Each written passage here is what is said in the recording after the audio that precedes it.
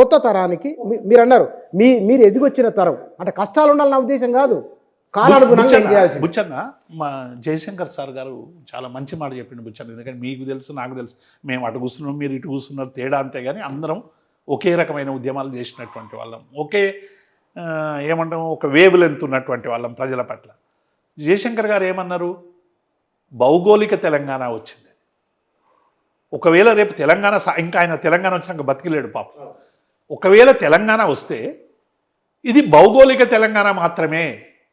మనం నిరంతరం కష్టపడి దీన్ని ప్రజల తెలంగాణకో, సామాజిక తెలంగాణనో, ఇంకా ఏ తెలంగాణనో ఎవరెవరు ఏ భాషను చెప్పుకుని దాన్ని మార్చాలంటే మనం 90% కష్టపడాలనిపించాను. 10% ఉద్యమం ద్వారా కష్టపడ్డ ద్వారా వచ్చిన తెలంగాణను 90% కష్టపడి సాధించుకోవాల్సినటువంటి అవసరాలు ఉన్నాయి.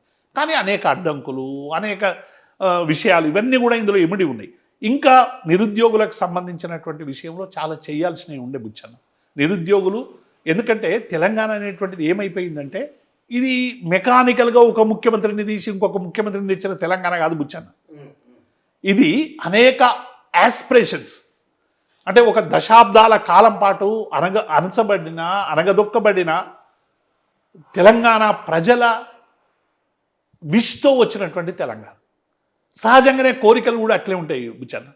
అంటే మా మొత్తం ఇదివరకు హాస్పిటల్లో మీరు చిన్నతనంలో చూసిందని నేను అనుకుంటున్నాను, నేను చూసిన. మనం జ్వరం వచ్చినా, కక్కు వచ్చినా, కాలు ఎరిగిన ఏదైనా హాస్పిటల్ ఒకటి మనకు తెల్ల గోలి రంగు నీళ్ళు అని ఉంటుండే హాస్పిటల్. ఇట్లా అని ఏమైందంటే జ్వరం వచ్చిందంటే ఆ 2 గోళీలు చేతులు పెట్టి రంగు నీళ్ళు పోసి మనకి ఇద్దరు చివరి దశ మంచిగానే ఉన్నాం. మనకు దాని మీద దాన్ని తాగి చచ్చిపోయినోడు లేడు ఇప్పటిలాగా. ఆ గోల్ వేసుకునేవాడు రియాక్షన్ అయింది లేదు, ఆ రోజు ఏమి కాలేదు, మంచిగానే తాగినాం, బతికినాం. అదే గోలీ ఆనాడు ఉన్నటువంటి స్థితి. ఈనాడు రంగు గోలి అది పెడితే వాడు వస్తాడా లచ్చన?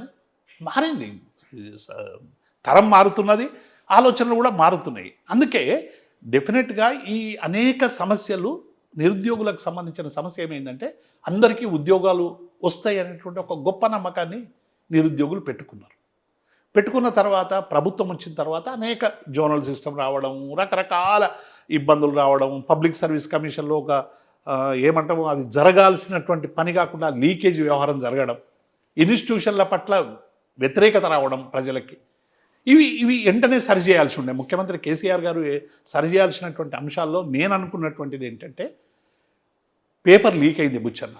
లీక్ అయిన వెంటనే అందరినీ శాక్ చేయాల్సి ఉండే బుచ్చన్న. అంటే తప్పు చేస్తేనే శాక్ చేస్తారని కాదు, అదే ప్రజలలో వీళ్ళు తప్పు అని అన్నప్పుడు డెఫినెట్గా అధికారంలో ఉన్నటువంటి నాయకులు చేయాల్సిన పని ఏంటంటే చర్యలు తీసుకోవాలి.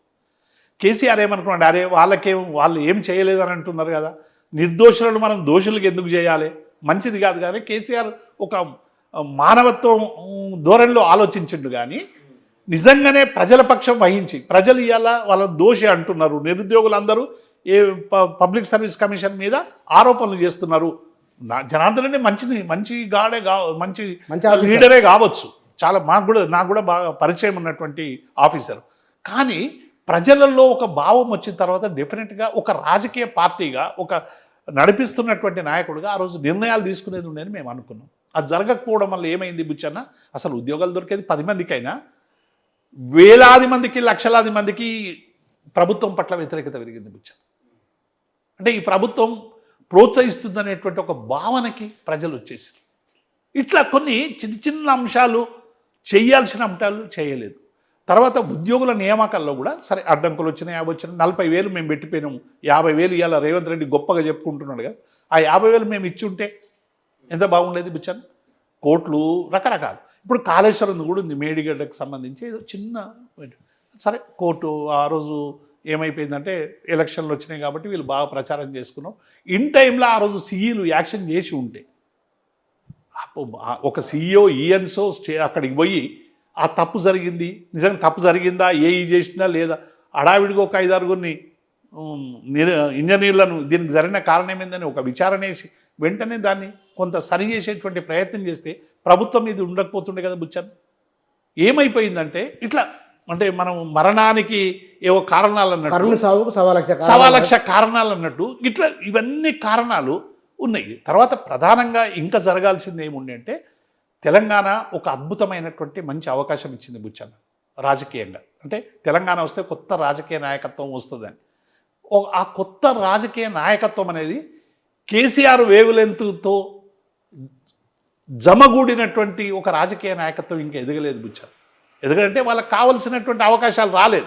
చాలామంది అవకాశాలు ఇవ్వలేదని కూడా అనుకోవచ్చు కదా. అనుకోవచ్చు.